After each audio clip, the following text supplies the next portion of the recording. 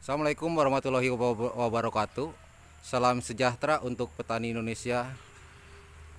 Saat ini Upja Tebas sedang melaksanakan persiapan pengolahan tanah yang berlokasi di Cekendi di Dwi Agrinusa Farm milik Pak Dwi yang beralamat di Cikalong, tepatnya di Cikendi, Cianjur.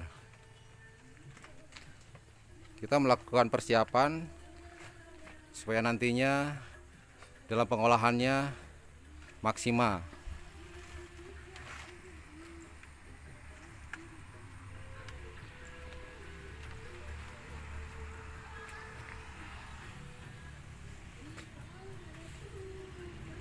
Salam sehat untuk semua petani Indonesia. Semoga kita bisa bangkit bersama Upja Tebas. Semangat. Amin.